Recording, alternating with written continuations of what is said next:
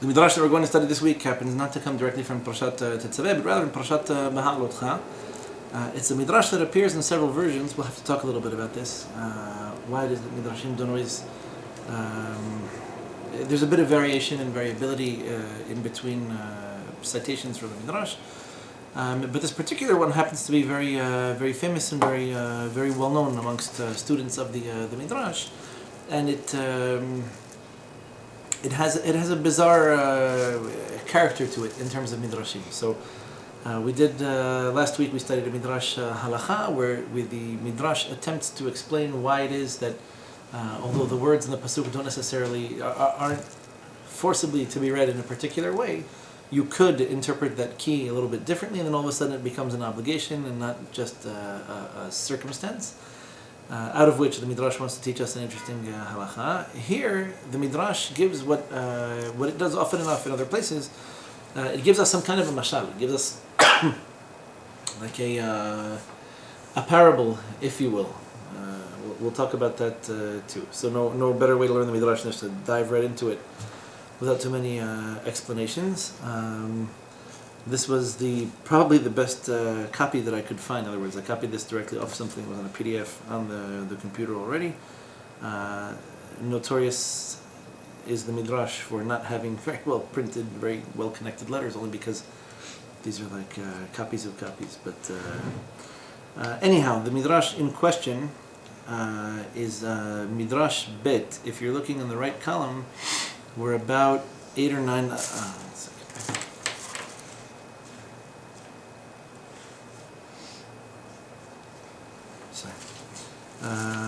it's about 10 lines down from the top. There's a bit in parentheses. So very common in the Midrash that we'll take a pasuk, it'll give you an entire Midrash, an explanation with a parable or with comparisons to other psukim, or it'll compare one word here to one word there, or a concept, etc. And then very often you'll just have a number of Midrashim on the same pasuk, completely different directions, completely different explanations.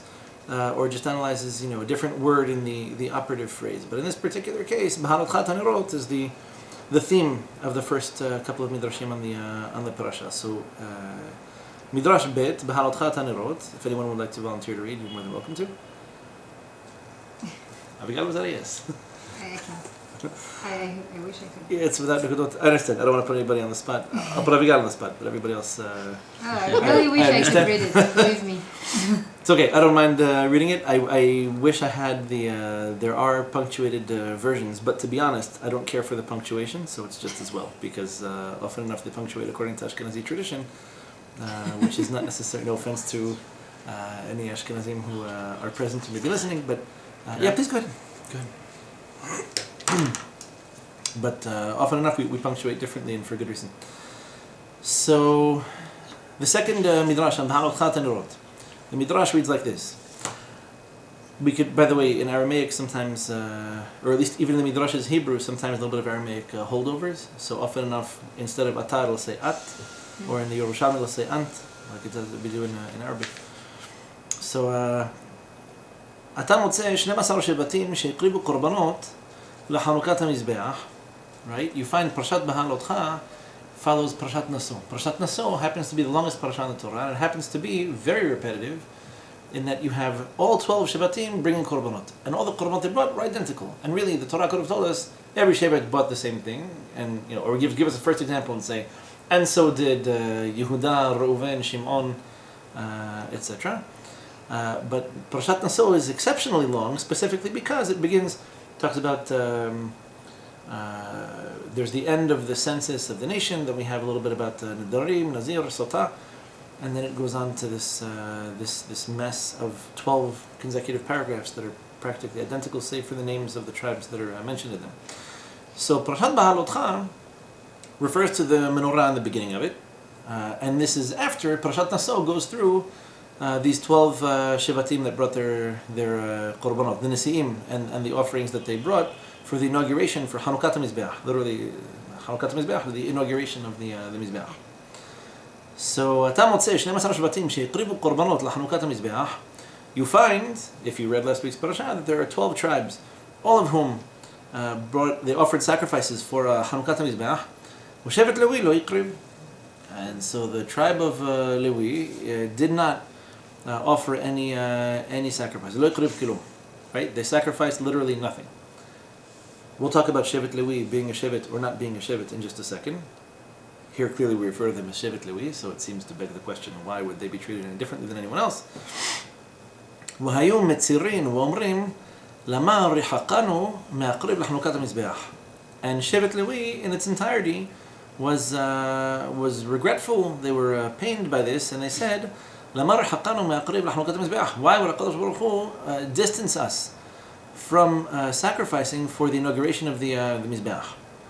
משל, למלך שעשה סעודה והיה קורא אומנויות. So this can be understood by way of a parable. Mashal in Hebrew is a parable.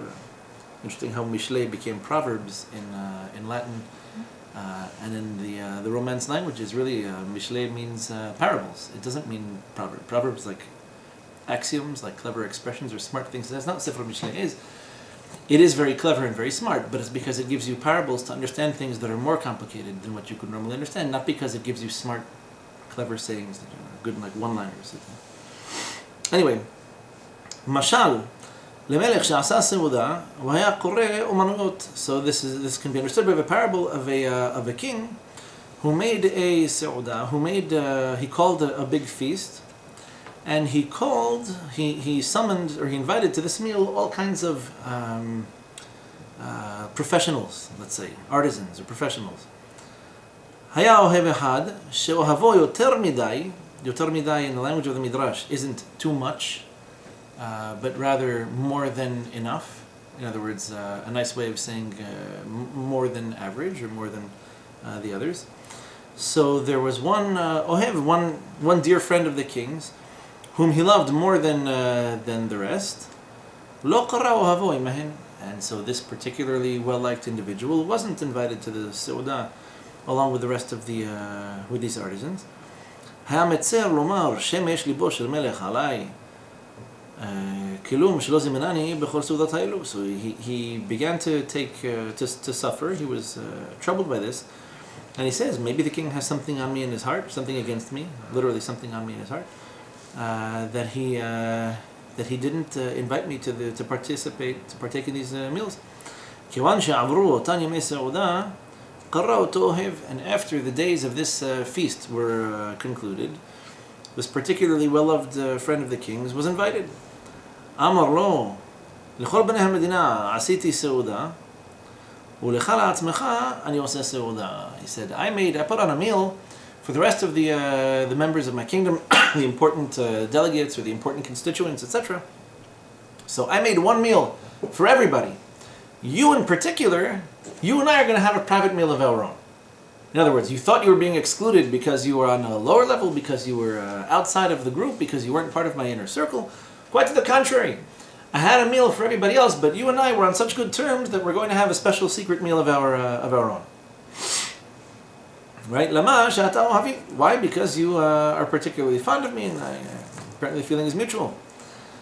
כך המלך מלכי המלכים הקדוש ברוך הוא, so too the king of the kings of kings, הקדוש ברוך הוא, the Holy One, blessed be he, אתה מוצא 12 שבטים הקריבו לחנוכת המזבח וקיבלן הקדוש ברוך הוא. So you find that these 12 tribes, they all offered sacrifices for חנוכת המזבח, and הקדוש ברוך הוא accepted them. שנאמר קח מאיתם. It's very interesting, we'll talk about that in a second. Literally, take it from them, accept it from them. In other words, Hashem told Moshe, not only are they offering these sacrifices, you should accept the sacrifices from them. Seems to imply that wouldn't normally have been the case. And the tribe of Levi did not offer anything.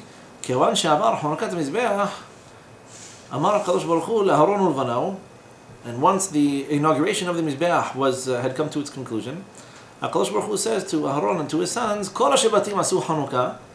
All of the tribes, they all made this inauguration. V'shivtecha lo asa. And your particular tribe hasn't.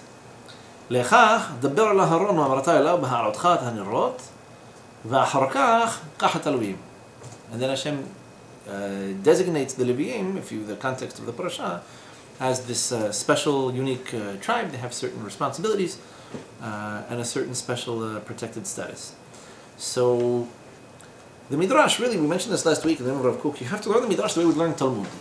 It's not just the little Midrash says, it's contaminated the Midrash experience for all of us for generations to come. Yes, it's cute.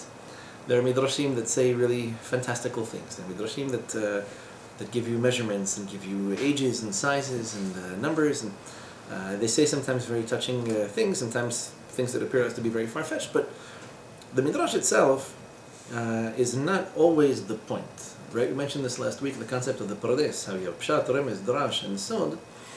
The Midrash, as the Rambam explains, is right at the edge of what you're able to understand, or what we're able to, let's say, deduce, how much we can squeeze out of the Mikra, out of the text, and it brings you to the edge, it brings you to this precipice, and then, if you understand, if you don't, you don't. No harm done. It's not the Zohar, it's not Kabbalah, but it's about as close as you can get to really deep understandings without necessarily being told explicitly. It leaves a little bit of room for you to appreciate. So either you get it or you don't, but at first glance, the Midrash seems to be saying something very simple. In other words, we have all 12 tribes that offered Korbanot, and the tribe of Lewi, let's say in this case represented by the Kohanim, didn't offer anything. We're told that Aharon was upset. We don't have any evidence of this. We just take the Midrash at face value. We assume the Leviim were left out, so to speak, of the process, and there was a suspicion that their being excluded from the process was something, to their detriment. That there was something wrong with their status, or something wrong with the way they conducted themselves, or maybe they just weren't as close to HaKadosh Baruch Hu as the rest of the tribes were, and therefore, thence the exclusion. They find out later, apparently to their surprise, that not only are they not on a lower level than the rest of the Shabbatim, or at least as it pertains to Hannukah and Purim, the inauguration of the Mizbeach, but rather they're on an even higher level, and this higher level is proven by the Menorah. Because Aharon has to light the Menorah twice a day, so therefore, of course, he's on a higher level than everyone else. Because of course, I could have brought calves and bulls, I could have brought lambs and goats, and we could have offered incense, and we could have brought gold and silver to the Mizbeach. Why would you do that when you can burn olive oil? It's a waste of your time, and clearly your mind is going to dark places if you were upset that you couldn't offer these big bombastic sacrifices in the name of an entire tribe, because you get to light the candles, then clean them out and light them again, which is, any housewife would tell you, this is the high point of the week, burning things and then cleaning them up. So it takes a little bit of practice, a little bit of background to appreciate the Midrashim, right?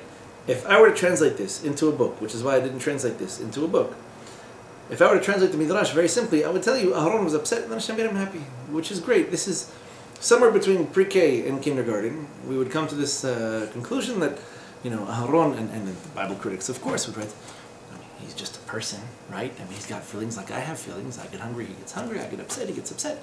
So obviously, he felt left out, of course, and people would. And then Hashem tells him, no, I have a special job for you. Don't feel left out, because he saw him crying in the corner, and he forgot about him, but now he remembered, and then everything was okay. It really sounds like a scene right out of early childhood, yeah. Sorry, a question. Did Hashem tell Aaron not to bring a sacrifice? Oh, excellent question. This is an Avigai Levi of a question. We will discuss. No, because I don't remember the parasha, so I don't know, if they brought spontaneously their presents, all the tribes, why didn't the Levium bring presents? Well, as a matter of fact, and I don't know if this is what inspired your question, but we're going to go over this a little bit more systematically, because again, my point is not just to give you cute midrashim. For this, I could have brought you the little midrashes. No, the point is to learn how to learn. In other words, you see a midrash, and there are a number of very, blaring, violent questions you should be asking yourself. Question number one: if this sounds like a kindergarten teacher talking to a 4 or 5 year old child, you did something wrong. Okay, don't blame the midrash on your memories of early childhood. But give the Midrash a little bit more credit than that. If the Midrash sounds simple, this, by the way, is a very novel approach to learning Gemara. I had the zechut of learning this way from Rav Rethby. Rav Ashkenazi was a huge fan of this. If a Mishnah tells you something that sounds really simple, you're really simple. The Mishnah, no offense, is a little bit more sophisticated than you are. And it was compiled by men who thought a lot before they edited it. And in fact, we have written records of volumes much greater than the Mishnah itself that were excluded from the Mishnah. We have the Braitot, we have the Toseftot. So don't give me any of this. That's fine. That's for the Christians to say. It's so cute. They have a Midrash. Look, tells of the silly stories and people who are 100 feet tall. They read, they get lost, and we're happy. Keeps them out of Beit HaMidrash. The Midrash, just like the Mishnah, because they were compiled by the same Chachamim, has absolutely nothing of insignificance to tell you. If it were insignificant, the Midrash wouldn't have told you. This is one of the secrets. You'll find this in Pirkei Avot. There are 48 ways in which the Torah is acquired, and one of them is very harped upon in this generation because people really like to make a big deal out of it. One of them is called Emunat Chachamim, which is a very bizarre expression. You think of Emunah, you think of Emunah Nashim. You think of Emunah and Chachamim, and you think of child molestation on the part of clergy. It doesn't, having faith in people like as if to say they are divine or infallible, we know where that goes. There are organizations and there are Facebook groups that try to help people who believed too much and ascribed divine characteristics and qualities to human beings. Emunat Chachamim doesn't mean I believe whatever the rabbi tells me, or I do whatever the rabbi says. That's crazy. I'm a rabbi, and I'm telling you this. Don't ever reach a point where you just turn your brain off and do whatever the rabbi says, because unfortunately there are crazy people out there. And some of them dress like rabbis. Emunat Chachamim really means this. It means that when you learn something, when you analyze something, when you're studying something, you begin with this assumption, this axiom, that the individuals who composed this and who brought this to me on a silver platter in order for me to study were intelligent men. They were people who studied. In fact, we have women in the Midrash as well. They were intelligent people. They studied. Ink was expensive, parchment was expensive, and although they wrote a lot, everything they wrote is extremely valuable. If you assume there's more here than meets the eye, you can learn all kinds of things. If you approach the Midrash or the Talmud or the Mishnah, so much the more so the Zohar Kadosh, you approach it as a work of literature or a compilation of nice stories, Aesop's fables. Maybe you'd be tempted to make these comparisons. You'll find the Midrash to be very insipid, very superficial, very weak, and all kinds of crazy things and all kinds of exaggerations. And it's that way by design. The Rambam talks about this in Menorah and Nevuchim. He's very subtle about it. I pointed this out when we learned it, that he says, true to the tradition of Torah Sheba'al Peh, he's not allowed to write everything he has to tell you. Because there are crazy people out there. Crazy people, they've been a plague on humanity since the dawn of time. Crazy people doing crazy things, they do lots and lots of damage. So how do you avoid crazy people? You put really important, really valuable things out of their reach. Think a family with children and one that hasn't yet had all of their glass and crystalware broken. So you have children in the house. As the children are crawling, you put things on the tables. Once the children can stand up, you put things up on the top of the cabinet. By the time the kids can stand up and they can climb on things, everything is broken anyway. It doesn't really matter. But if you'd like to preserve it for just a little bit longer, you want to space out all of your anger and all your frustration instead of breaking it all in one day and getting over it and buying plastic. You put things out of the reach of people who can do damage. Okay, so how do you do this when you're writing a book, when you're compiling something like the Midrash or like the Zohar or like the Talmud? Very simple. Not by saying things that don't make sense at all. You say something that doesn't make sense at all, people might get curious. You say things that make sense on a simple level, and that also makes sense on a higher level. And then what does the imbecile do? He or she opens a book. Oh, that's really clever, it makes sense. I'm so satiated. I've just eaten a massive meal, my appetite has been satisfied, let's move on and play video games or waste our time on Facebook. So if it makes sense to you, and it sounds really, really simple, it's meant to throw you off. Right? It's meant to throw you off. So what we call the Emunat Chachamim, we're actually going to redefine as don't trust the Chachamim. If you thought you understood what they were telling you, and this is what you believed they had to say, then one of you was lying. Either the Chachamim or yourself. Scratch a little bit beneath the surface, and you'll find some really interesting ideas. You'll find some very powerful concepts. Let's take this piece by piece. Go back over this particular Midrash. So, number one, and it's inevitable, the Avigai Levi question. Wait a second. These Shivatim, they were told to bring these korbanot, or they were not? And for that matter, Shevet Levi was told to bring something, or told specifically not to? Stand down, cease and desist, put your hands in your pockets, this is not your job. The Midrash tells you in the middle, that Moshe was told by Hashem, "Qah mi'itam." Literally, "Qah mi'itam," take it from them, accept it from them. Which leads me to believe, again, I have this photo-negative goggles on right now, okay? Whatever you tell me, I have to assume. If I didn't know this, I would have thought otherwise. I would have come to some kind of wrong conclusion. And then the Pasuk comes to save me from this and say, look, you would have gone off a cliff and you've been saved. So when the Pasuk tells me that the Shevatim, when the Midrash tells me the Shevatim came and they offered their sacrifices, refer back to the Midrash why it's important to have it in front of you. After the Mashal, okay, it's like in the middle of the column. So too, the King of Kings, the Kadosh Baruch Hu, אתה מוצא 12 שבטים הקריבו לחנוכת המזבח וקיבלן הקדוש ברוך הוא. You find that 12 tribes, they offered sacrifices to HaKadosh Baruch Hu. וקיבלן הקדוש ברוך הוא, and HaKadosh Baruch Hu accepted them, right? He accepted these sacrifices. Well, that was really sweet. That's a nice, polite, dignified thing. It's like someone comes to my house with a bottle of wine and I accept it because I'm a gracious man. Why would I say no? Of course, they're offering you sacrifice. You mean to tell me that there's the possibility that it would not be accepted? There must have been, if we're told explicitly, how do we know that HaKadosh Baruch Hu accepted them? Because Hashem tells Moshe, Qah me'itam. If Hashem didn't tell Moshe, Qah me'itam, what would have happened? This is binary logic. If you tell me yes, Hashem told Moshe to accept these sacrifices, it must be because there was some reason not to accept them. There was a thought, there was the possibility, there's a mistaken conclusion at which I might have arrived had I not been corrected by the Katuv, by the scripture with the help of the Midrash telling me, really wouldn't have been accepted, but Hashem told Moshe to accept them. So right away we're going to go back to Avigai's question. First of all, who told the Shvatim to bring this Korbanot in the first place? Where do we find they were actually commanded to do such a thing? Parashat Naso begins with a list of mitzvot. By the time it comes to Hannukah and Purim, we're told that the Nesi'im brought these korbanot. And in fact, if you're a little bit familiar with some of the other midrashim, this is really annoying.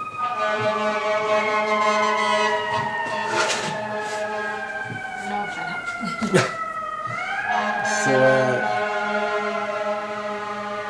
you understand, there's a fire. I'm sorry.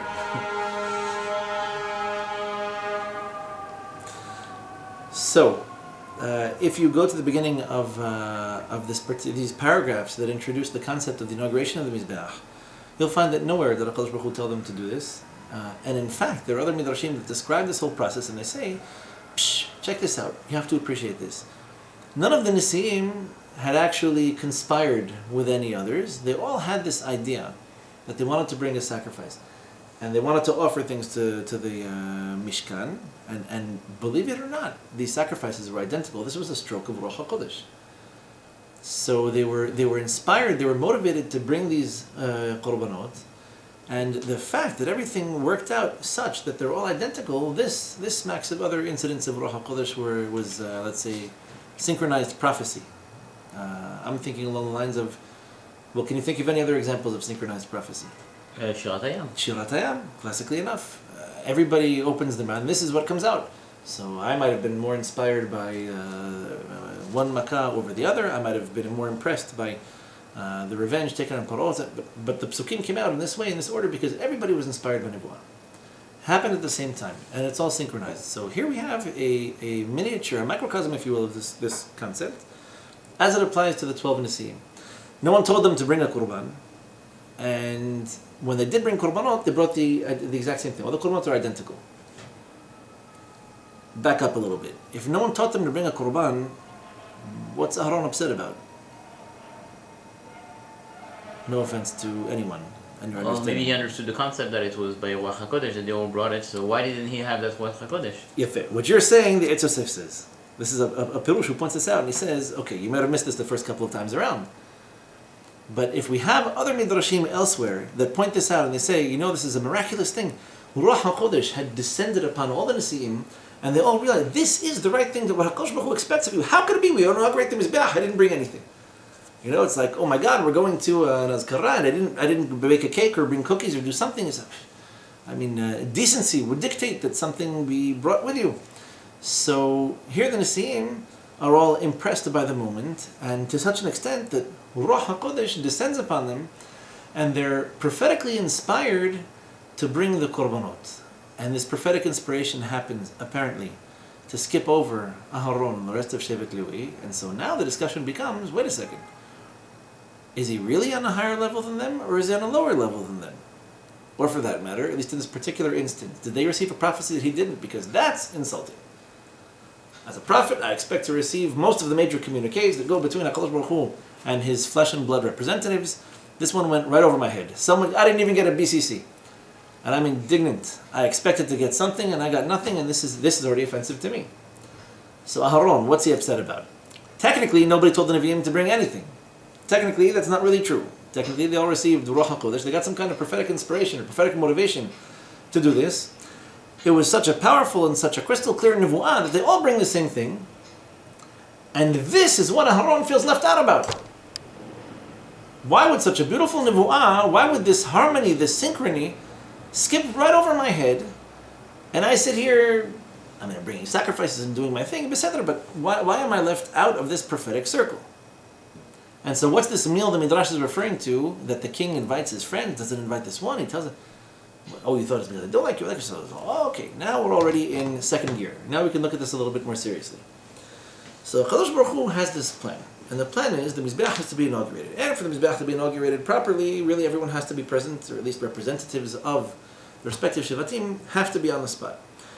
They're going to come, but they're going to come in such a beautiful, wonderful way that they all come bearing the same gifts for the Mishkan and for the Mizbeach. And so this is the meal to which all these particular artisans are invited. And here Aharon feels left out. Here he feels like, Haval, everybody else received this prophecy, I didn't receive it. He's dejected, he feels a little bit excluded. So what happens is after the Hannukah and Purim, after the inauguration party is dispersed, he receives a special invitation from the king telling him what? Telling him, not only were you not excluded, not only should you not feel bad, you should feel better than everyone else. Why? Because I have a job for you, because I'm giving you something more significant, more important, however you want to put it. Your job is to light the candles. Beseder. Ad Kan chapter 2. So we thought it was funny, he was upset, but he's not really. And then we said, okay, maybe on a deeper level than this. Prophetic inspiration, prophetic motivation, there's this harmonious synchrony, and Aharon didn't get the prophetic message. And it's okay, because HaKadosh Baruch Hu, he compensates him. How does he compensate him? He compensates him by, obviously, by the Menorah. One of your kids has an ice cream cone, and the ice cream cone happens to fall because ice cream cones were designed to fall, so the center of gravity is all the way at the top. And the people who sell the ice cream purveyors are naturally mamzerim, who are looking to scheme people out of their money. So you would buy your, let's say, crying baby girl, the same exact ice cream cone that she had and that fell on the sidewalk because you want to make everything whole. You want to make her happy. And so you buy her what it was that she lost. What did Aharon get instead of the Nevi'im, instead of the Nesiim, sorry? I'm just asking you if this makes sense. It sounded like we had a great idea. And the idea was, everybody's bringing korbanot. I should have brought one too. It's like there was a group email that I was excluded from, and I show up to the party and I feel like a doofus. So, I get compensation from HaKadosh Baruch Hu. How? By? Well, he gets the entire kahuna. I would have expected, this is just me, but I would have expected for Aharon's compensation to be something similar to what they received. Maybe a little bit different, a little bit bigger, a little bit fancier, a little bit more important. This idea to light the menorah, it was his idea or it was from HaKadosh Baruch Hu? But if he received the same thing that every other one later, then he was left out. I'm a little girl with candy or ice cream that's now on the sidewalk. I was upset because there was a nevuah that went out and I didn't get it. Okay? It went to my spam box, whatever. It missed my inbox. So my compensation would be, if you read the mashal carefully, basically there was a meal. Everyone was invited, you weren't. But don't feel bad you weren't invited. Why? Because I'm going to invite you to an even more special meal. So they have this unique talent. Maybe it was a once-in-a-lifetime thing, but they prophesied, okay, we can do this, we can bring a qurban, the most appropriate, the most complete, the most entire, and like the best qurban you ever could imagine. And we're all going to bring the same thing. And he's left out of that. And so he gets compensated how? By Hashem telling Moshe to tell him to light the menorah. So with the prophecy that he received, the prophecy went to Moshe. It's a fair question. First, why She's does upset. Hashem have to, like, why does Aaron has to go through this deception before? Like, why would he not get like a different prophecy from the others? Like, you're gonna bring sacrifices and you're gonna light the menorah. Why does he have to go through that stage where he thinks that he's less appreciated? Right. So this is an excellent question. I would compound the question by saying what you said in the beginning, which is basically, he didn't even receive a prophecy at all. He did receive prophecy before and after, Right. but the resolution of the situation wasn't, I have a nevuah for you too. And that happened before. It didn't happen here. In fact, Hashem tells Moshe to tell Aharon, so wait a second. So it's not even that forget that I missed one prophecy. The one that you're giving me as a compensation, as a consolation, I'm getting via Moshe. I didn't even get it directly. The menorah is such a big deal that this isn't meant to bother him. So maybe if he gets the same kind of nevuah, but he gets it later, or he's told to bring korbanot, but to bring bigger ones, or to bring more of them, or to bring something, heavier, fancier metals, it would have been like everyone else, but a little bit more. The point that I'm trying to make is that the difference between the Nesiim and Aharon is so huge, they have absolutely nothing in common. They bring their korbanot, and they're all happy, and they go home, and it was great. They have a great party, everyone had a good time, and they left a big tip. Aharon was totally excluded from this process. What he's upset about isn't what he gets compensated for, and even the compensation comes in a way that's so backwards. In other words, it doesn't sound like it doesn't address any of the grievances that I, as Aharon Kohen, would have had if I were in this situation. You follow what I'm saying? They got a prophecy and I didn't. That's great. Go talk to your brother. He has a great idea. He'll tell you the menorah, the candles. You'll love it. It's going to be fantastic. That doesn't solve that little prophetic hole in my heart. It's nice that I have another job, but how does this compare? If I was upset about not receiving prophecy, it would have been really, really great, would be to get another prophecy that nobody else gets, and that I have my own, and I can tweet about it and show everybody that I have prophecy nobody got. That's not how it works. So, very interesting points. Very interesting points. The same Midrash appears, you should know, in a couple of different versions. And inevitably, not all the Midrashim are identical, and sometimes the Midrash will take a pasuk and give you the same explanation on it, and it'll be quoted in other places. And since these little differences make a big difference, we'd like to believe this is all intentional. Sometimes it seems like the Midrash is just quoting itself or abbreviating the quotations. It'll tell you, as we explained by the pasuk B'Ha'arodcha Tanarot, when you explained 50 things. This is like a big, thick piece of Midrash. You copied one page. So it's assumed that either you know the rest of the Midrashim or that you're going too soon. And so your understanding of one Midrash depends on your understanding of another Midrash, which, if you remember from the introduction to Moran Vuchim, what the Rambam told you. Read the book a number of times, because there are topics that I started here and I finished there. Sometimes I'll fake left and I'll go right, sometimes I'll go long and I'll go short, and you have no idea where this topic begins or ends or how it comes to conclusion. And he says, you have to judge me favorably, you have to be melamed zechut. It's entirely possible that I started something, you went to some crazy conclusion, and then you haven't even read the rest of the book, or you just missed the connection I made between this and something else. It's a whole work. It's all these chapters are related to each other, and you can't learn it too locally.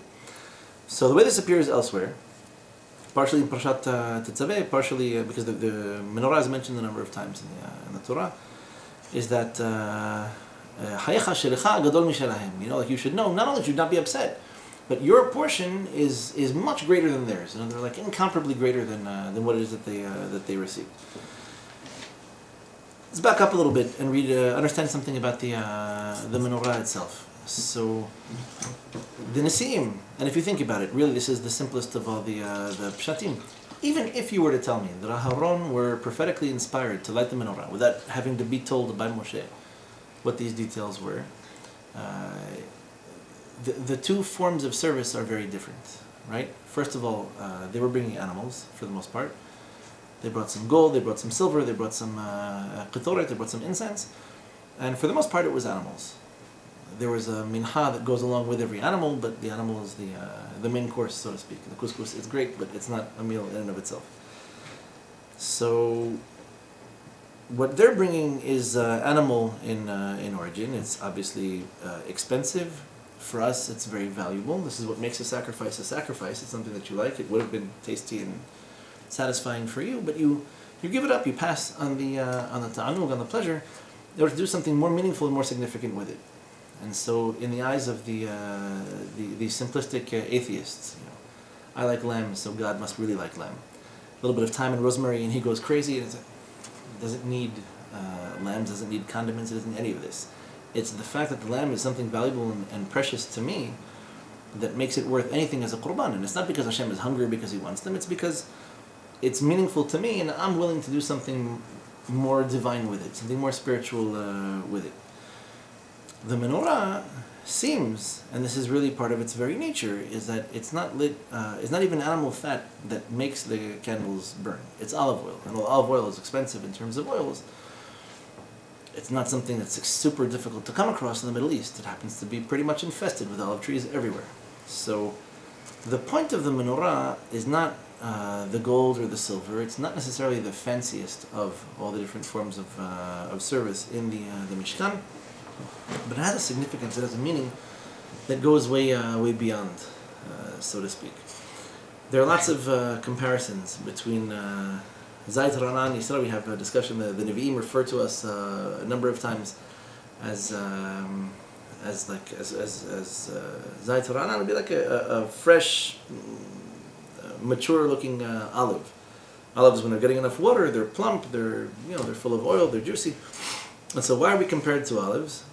Because just like olives are bitter and nasty and not really worth that much when they're raw, but when you squeeze them under hundreds of pounds of pressure per square inch, they begin to drip this valuable oil. So too, Am Yisrael needs to be crushed. Yes, this is Midrash says this. You're absolutely crushed. We need to be, threatened from all directions and persecuted. We have to be stepped on and suffer anti-Semitism in order for us to start showing a little bit of emunah, a little bit of faith, a little bit of spirituality. It becomes difficult to do when everybody likes you, having a good time. Spirituality doesn't exactly grow on trees, and so olive oil technically grows on trees, but it requires a lot of work in order to produce it, and this work is compared to suffering. Interesting how what Aharon is doing is considered something more significant or more meaningful than theirs. The fact that it happens in such a backwards way, in other words, that it's not, they had a prophecy, here's your prophecy, that would have made for a really simple Midrash, but that would have been, again, elementary school, early childhood. This nevuah comes to Aharon through Moshe, right? Moshe, no offense to Aharon, he was an accomplished prophet in and of his own right, but Moshe is Avi Avot HaNevi'im. He is the greatest of the great Nevi'im. As far as our prophecy is concerned, it doesn't get any higher than him. So it's no insult to Aharon that he's receiving a mitzvah that comes to him from such a high place that probably he himself couldn't have achieved on his own. In other words, if he could have, it would have happened. So I'm entitled to think that he couldn't have received this kind of prophecy on his own, but the Nesi'im, ala hat kama v'chama, that they wouldn't have reached this level. We don't find any of the Nesi'im prophesying about anything, no offense to anyone. In this particular instance, we have this concept of Ruach HaKodesh, this idea of divine inspiration. We'll talk about that too. Didn't mean to ignore it. But the response given to Aharon is not, they had a prophecy, you're going to have a prophecy. It was they were prophetically ordained to do this particular task. And you're going to be prophetically ordained to do something that's more meaningful, it's more significant on an even higher level. And this is as much as they can receive by way of nevuah. In other words, they had this little spontaneous, coordinated idea that they're going to bring these korbanot. The nevuah that I'm giving to you by Moshe goes through Moshe because it's on such a high level, because it touches so much to the roots of spirituality, that this is about as high a level as prophecy comes on. In other words, the mitzvah that you're getting, the responsibility, it's not so much the nevuah that he's left out of, it's that this is the responsibility of Aharon as a Kohen. This is his portion. So this is what his main, one of his main jobs in the Mishkan, or later Beit HaMikdash, is going to be. The way that the story so to speak, is told. In other words, the way every guy would put it, why does he have to go through, in English we would say disappointment, deception in French. So why does he have to go through this disappointment in English? Meaning, what's the point of them getting something or being called to do something that he's not, him being left out, and then finding out that there's not only a room for him, not only is there a job for him, but it's even something more important than, well, you tell him in the beginning. Did you do something wrong that he needs to be punished? Sometimes you want to build a little bit of suspense, think of like a birthday present or a surprise party for someone, so okay, it's not because you don't like them that you build a little bit of suspense and you hide some of the facts, but in his case, one nasi per day is bringing a korban. It almost seems like it's rubbing it in. This nasi went first, this nasi went second, this went third, so forth. Like, I get the point, I see where this is going. You're going to make me wait until all the 12 are done, aren't you? Yes, I get it. All 12 are done, and now what? And now he feels apparently a little bit left out. And then he discovers that there is something much deeper, more meaningful, more significant, and it comes to him in a kind of backhanded way. Okay? This is the very nature not only of Am Yisrael and our role amongst the Goyim, this is also the very nature of Kedusha in general. The Neshama, for example, follows processes that are very much similar to these. This the Midrash is not going to tell you. We can discuss it, I'm happy to share the details with you, but this is like, you wouldn't have figured this out by reading through the Midrash, just, you should know that these concepts exist and they're discussed elsewhere. You're familiar with the concept of the Galuyot, right? These 4 Galuyot. So basically there are 4 major empires that conquer the world. They all get to play their role, and then Am Yisrael comes afterwards. Like our redemption, our Geulah comes later. We had a couple of high points that didn't last exceptionally long, a few hundred years per Beit Midrash, but our ultimate redemption, like our ultimate place that we're ultimately going to occupy in history, has yet to be written. And so the Babylonians came and went, the Greeks came and went, the Assyrians came and went. The Romans are currently the ones that are in control of the world, think Europe. And Am Yisrael is going to come even later. As a matter of fact, if you look a little bit through our history, well, you need to go no further than Yaakov Avinu, whose impact on history happens to come late. It's just a feature of Am Yisrael is that we're always late. I don't know what it is, not necessarily just the Sephardim, but it seems like we're always somehow behind the curve a little bit. And you would think someone who's a little bit slow to develop, what you call a late bloomer, very often we say, okay, so some kids, they get reading when they're 3 or 4 or 5, and some kids takes them a little bit longer. So we tend to believe that the kids that are gifted and talented are the ones who get it first, and not necessarily the case. Yaakov Avinu, for example, and in fact the very name Yaakov seems to imply that he's coming after someone, right? La'akov in Hebrew means to follow. So Esau comes first, and it's a whole bizarre situation. Think about it. You want to talk about bizarre scenarios. If at the end of the day Yaakov Avinu was supposed to receive this bracha, why did the whole thing have to go like this? Why did you turn the Torah inside out and have to make Rivka almost like she's deceiving her husband? In this case, deceiving means the same. Why do you have to make it such that Yaakov has to lie to his own father and Esau gets upset even though he sold him the Bechorah? What's he getting upset about? The whole parasha, the whole sugya is backwards. We're tempted to believe it didn't have to be this way. There could have been a much more straightforward, a much more transparent development of spirituality, and it happens not to be this way. In fact, it's by design that it's not this way. There's something wrong with us, that we expect things to happen in a certain simplistic way, and they don't. We say, why? It could have been so simple, it could have been so easy. What in life is simple or easy? You tell me. It's easy to get married, it's easy to stay married, it's easy to have kids, it's easy to work, to have a job, it's easy to be honest, it's easy to be straight. Everything in life is challenging. Things happen sometimes in backwards way because we as people are backwards and we look at them the wrong way. Ruhaniyut, spirituality, these things take time to develop. So it's funny to us that it happens in sort of backwards ways. I mean, Yaakov is a great example of this. His brother Esau, by the time Yaakov gets his act together and actually leaves the house, and starts being active outside of the 4 walls of his tent, Esau is already accomplished. I mean, he hunts, he cooks, he cleans, he prepares hides, he's very big on kibud avayim. He's written an encyclopedia. And Yaakov, Ishtam, Yoshev Halim. I mean, he learns beautifully. What can you say? It's amazing. a couple of selfies every so often. He'd make a cute little album. Yaakov learning here, Yaakov learning there. Yaakov, he likes to learn. He learns in the day, he learns at night. He learns big books and small ones. And everywhere he goes, he's learning. But spirituality and the development of Am Yisrael as a nation just happened to always be, still in stages of development until by the time other individuals, other empires flourish, and we understand that we'll come after them, and that's okay. We'll clean up. We'll get our last licks, as we say in English. So by the time Yaakov actually leaves home, he's all of a sudden got massive prophetic capabilities. The man prophesies while he's sleeping. He prophesies in his dreams. He's the one who establishes the entire Jewish nation, and it's not easy. Nothing is ever easy.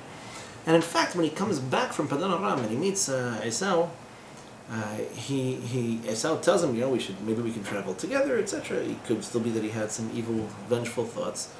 And Yaakov's response is, my kids are young and we have lots of livestock. Like, we're not there yet. We're not strong enough. The sun, it can really hot, bad day. Like, we're too weak and they might die. Who knows? So he says to him, go ahead, you continue. Until I actually, until such a time as I catch up to you by Seir. And there's a Midrash on that particular pasuk that says, what's he referring to? The pasuk in Obadiah where Yaakov tells Esau, I know you're bigger than me. I know you're stronger than me. I know you're going to shine and conquer the world and take over everything. And that's okay, because I'm going to come after you. And after you collapse, we're going to have our own empire. And this one's going to last forever. And that's fine. I don't get upset about these things. I just get even. So he tells him, look, it's going to take time. It's going to develop slowly. How about another example of this concept? If you're familiar a little bit with the genealogy of David HaMelech. Right? Yeah. More or less, give or take. So Shemuel HaNavi comes to anoint a king. And really he anoints, if you look at the Midrashim, it's good to be familiar with lots of Midrashim, he anoints the man who was the greatest man in the nation in terms of his chokhmah, in terms of Torah, mitzvot, ma'asim tovim. Shaul HaMelech, no question, nobody contested this when he was appointed the king. Shaul had issues with acknowledging fault. He had issues with being a little bit merciful in the wrong place, and we discussed some of this previously. So he gets deposed, and he's supposed to be replaced by David HaMelech, who's like the obvious, natural second to Shaul. No one knows who he is. He grew up thinking he was a mamzer. His father and his brothers thought he was a mamzer. No one ever took the guy seriously. He grew up on a hill, and he was raising animals, which might be a very serene lifestyle, but it's not where you would expect the next king to come. Shaul HaMelech was also a shepherd, a little bit more accomplished and a little bit better known. So why was this whole story necessary? Because Yishai thought that there's something wrong with him because descended from Ruth HaMoaviyah. We have a pasuk that says, Lo yavo Amoni b'kar Hashem, Amoni Moavi. The Ammoni and Moavi men are never accepted as Girim. They're accepted, but they have this perpetual status of Girim. They never graduate into being full-fledged members of the nation. We don't know who they are today. It doesn't apply, but it used to be this way. And Chazal said, although apparently it wasn't very widespread knowledge in the time of Yishai, that Ammoni v'lo Ammoni, it's Moavi v'lo Moavi. It's meaning, yes, it's true, the Ammoni and Moavi nations were excluded. They have this bizarre, they're like mamzerim forever, basically. Even if they do decide to convert. And why is this? They didn't greet us with bread and water when we were passing through the desert. And the Gemara says, who typically is outside of the house and greeting people. Normally the men would be expected to be more proactive, certainly in those times. So we can't hold it against the women who might well have greeted us and been civil, etc. Just the Ammoni and Moavi men were a little bit crazy. We don't know of any other generation where the men are crazy, the women are more or less normal, but anyone who knows anyone who's not married can speak to this. So he thought he was going to be Mahmir. He says, okay, I don't know, my grandmother was a Moaviyah. Maybe there's something wrong with me. Maybe I should just, I'll continue to support my wife, but I don't know if it's appropriate that we should have children anymore. And so she deceives him. Again, that seems to be the theme of the evening, deception. So she deceives him, and where he thought this was a concubine that he was living with, it ended up being his wife, but he didn't know. So she becomes pregnant right away. She's pregnant. Well, it wasn't for me, obviously, because I haven't been touch with her for such and such a period of time. So clearly, although we're still married, this must be a mamzer. Why did David HaMelech, who, mind you, ends up being promised that no one but him and his descendants will ever be kings in the Jewish nation? So it's not just that he had a really good run, or that he made a good candidacy, or he behaved really well and made a good case for himself. This is the Malchut of Israel. This is where the dynasty begins. Shaul HaMelech was the only one king that we had who wasn't from Shevet Yehuda, and we had problems. But David HaMelech, why did it have to happen in such a backwards way? Think about this. Like, this is being committed to history, to perpetuity, forever. Why would we have a melech that was thought to be a mamzer and had to prove himself in some strange way? Because by the time Shmuel came looking for the next king, he went through 7 other sons of Ishai. You can start with Yehuda and Tamar. If you really want to scratch deep, you have Yehuda and Tamar. It's the same thing. Which incidentally is another situation of deception. What is it if not that? Right? You got us going with deception and we can't stop. And you can go back as far as Lot and his daughters, which is another classic example of deception. This is an alcoholically facilitated instance of deception, but it happened nonetheless. This is how it worked out. So Lot doesn't know who he's living with, and maybe the first time he did, he didn't, and the second time he did.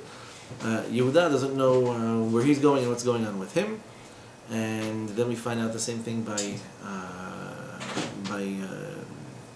David HaMelech, where it's suspected that he's a mamzer. So Maharami Prague has a beautiful explanation of this entire concept, and he says the very nature of spirituality is that it's undefined. It's something so qualitatively different, so essentially different from everything that we're familiar with here in the physical olam hazeh agashmi, that it doesn't not only does it not behave according to the same rules as everything that we're familiar with in terms of matter and material, it behaves in almost opposite ways. In other words, you find spirituality in almost counterintuitive places, in counterintuitive ways, because it's so different and it doesn't follow the same rules. So I would expect spirituality just, you have one generation, you have a special rabbi, marries a special tzaddiket, and they have perfect children forever and ever. But it never works that way.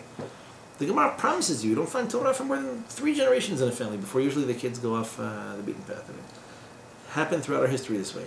Why would that be the case? The Gemara tells us, when it comes to our redemption, he's Aharon b'nei aniyim, shemehem tetzeh Torah. Be careful, look out for the poor, the dejected individuals and the members of the nation, because the Torah is going to be taught by them. So maybe those who are prominent and powerful and influential as Rabbanim aren't the ones who are actually going to be teaching Torah in the future. They're just making a lot of noise right now. But it could be that we're going to be learning Torah from people, those who understand this in spiritual terms. Be careful for the Ba'alei Teshuvah, because when they, catch fire, these people are going to be more motivated and more inspired, back to motivation and inspiration, that they're going to surpass those who are a little bit more casual about their learning and about their Torah study and mitzvah observance.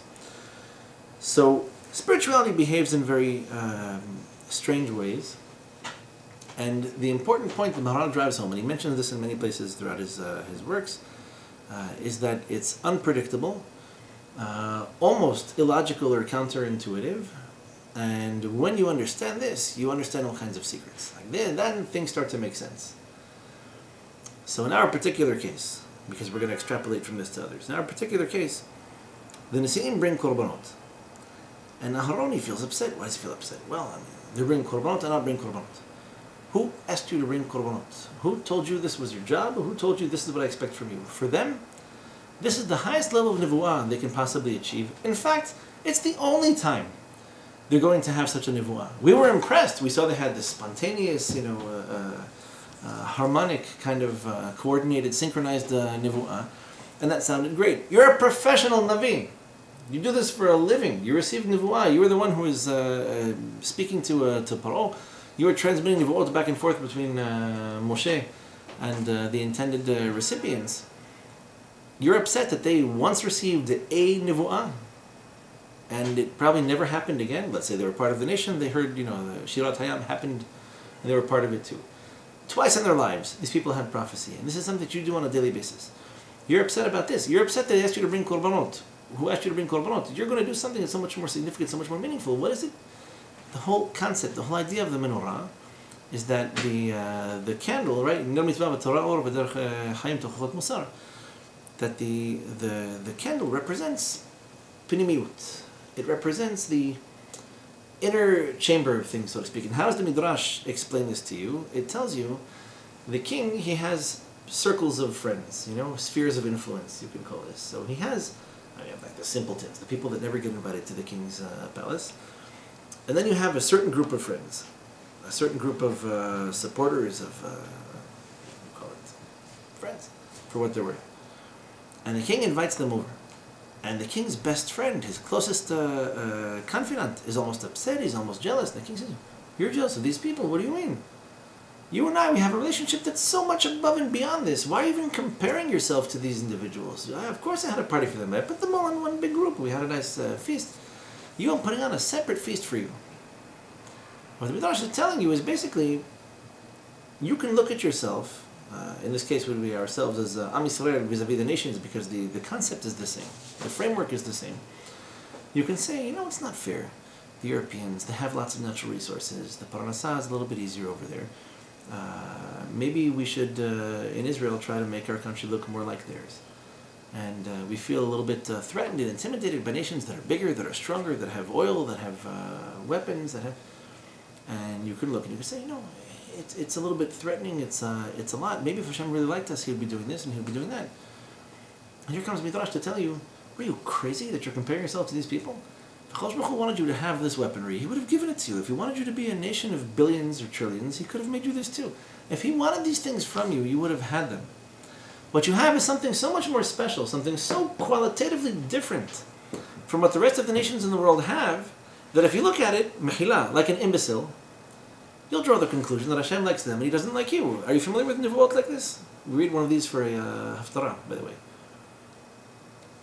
Am Yisrael complains that it's not fair that Isa was such a powerful empire. This is already the beginnings, probably the early beginnings of the Greek or the Greco-Roman empires. And so Am Yisrael compares themselves to Isa. They say, no, it's not fair. They're so powerful. They have so many horses. They have so many weapons. They have so many soldiers. They collect taxes from all these countries that they conquer. And here we are, living in Eretz Yisrael. It barely rains. The Parnassah is really difficult. And we have these beautiful books, but we're hungry. We compare ourselves to the nations of the world. And so the Nabi comes down, he crashes down hard on this concept, and he says, Esav saneti, how can you be comparing yourself to him? I despise Esav. I'm giving him what he needs in order to get his job done, so he'll conquer the world. He'll kill lots of people. They're really good at technology, math, etc., some cute ideas in philosophy, but this isn't the nation that's closest to me. If you compare yourselves to them, and you allow yourselves to be upset about this, your expectations of this relationship are very low. And if I wanted this to be the nature of it, I would have invited you to that party. I would have told you, come, everybody gets a piece of this cake and you get it too. Aharon's compensation, if you look at it in simple terms, is not that he brings a bigger korban, or he brings more korban. This isn't what Hashem wanted from him. Even amongst Am Yisrael, we're not dividing this into levels, but that's because this is how, nishmatically speaking, these things work. Hashem tells him, you light the menorah which represents potential. Right? Chokhmah is what the Zohar Kadosh says about the menorah. There's an allusion to this in the Gemara where it says, "Harotzeh lahkim yadorim." One who wants to achieve wisdom should face south. A couple discussions about what exactly this means. The south of Israel is a desert, so if you'd like to develop your wisdom, to deepen your understanding of prophecy, go where there are no people, where all there is coyotes and vultures, and distance yourself a little bit from the rest of society. Stop comparing yourself to other people and stop comparing other people to yourself. Be alone with yourself, figure things out, and you'll reach deeper understandings than you might otherwise do. Those who understand this ma'amar, because it does seem clear from the context of the Gemara, it's referring to the Menorah, which was on the south side of the Mishkan and later of Beit HaMikdash, are explaining that the Menorah faces south, and it represents this concept of Chokhmah. Chokhmah being potential, not just wisdom or intelligence, but potential. Here you're taking olive oil, and you're turning it into something completely different. And it burns clean, it burns pure, it burns in its entirety. In fact, to such an extent that it leaves soot that you have to clean up afterwards, because there's nothing left of it. The Arizal has a whole discussion about light. It's fascinating that we happen to be after Hannukah, but right before Purim, but there's a very interesting comparison and contrast he made between the two, which is the Arizal explains that Purim is a celebration of the connection between Am Yisrael and Kadosh Baruch Hu, as felt or as experienced a little bit more physically, and where the spiritual aspect of it needed to be awoken.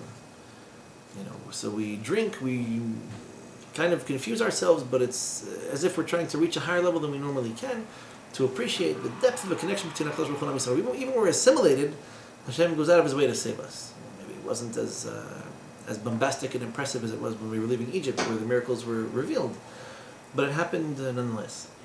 The Arizal says light is the reason we compare the Torah to light is, first of all, because very little of it does an awful lot to chase away the darkness. So a tiny little candle or a tiny little match, you can all of a sudden see everything.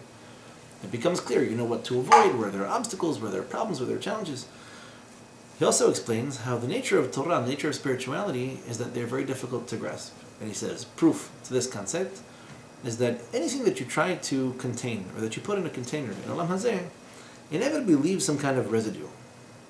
So if you pour water in a cup and you dump the cup out, you still have some drops of water left in the cup. You can do the same with sand, you could do it with dirt, you could do it with oil, you could do whatever you want. When it comes to light, when it's on, even a tiny bit of it is super powerful, and when it's off, it's gone. Nothing, not a trace. You'd never know there was light in the room by the time the light goes out. And he says, this is the nature of Ruhaniyut. It's extremely powerful, it's extremely effective. A tiny bit of it turned into kinetic energy becomes something that lights up your entire life. And when you detach yourself from it, you can lose everything in a second. You constantly need to work on light. You constantly need to fill yourself with light. You constantly have to find a source of Torah, a source of spirituality, because if you don't feed your neshama, it gets completely lost and really quickly, faster than you can imagine. So the menorah wasn't meant to be a big basin full of olive oil, right? Think about this. Why work hard? Aharon has to go twice a day. Hatavat HaNerot has to clean them out. He has to put new wicks, and he has to pour in more olive oil. Make bigger cups and take a vacation. Go to Tirat al-Fuego. Why do you have to kill yourself adding oil and then taking out and adding oil and taking out the the burnt part of the wick? But that's just the point. The nature of Chokhmah is such. These Nesiim, they brought their korbanot. It was beautiful, it was nice, it was impressive, but this was a one-off thing. The Kohanim represent Kedusha and Tahara. They represent spirituality. They represent the neshama of the nation. And the neshama of the nation, this is the light, this is what gives life to the entire nation. And therefore your job is a little bit dirtier, but at the same time you get to do something very special, very unique, which is you're constantly adding light. You're constantly climbing up a ladder and climbing down. Climbing up in order to add the oil and clean the wicks, climbing back down and climbing up again.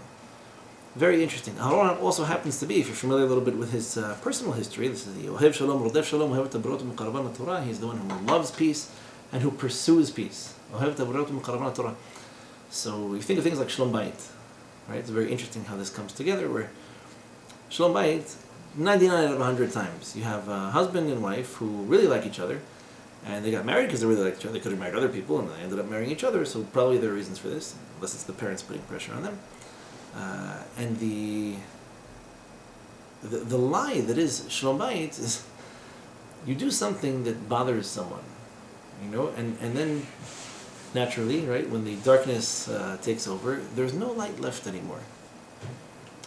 If I were to tell you, calm down, right, you're all married, calm down, Akkad, tell me, this wife that really bothers you, right, she's a witch, she's all black, there's nothing positive about this woman.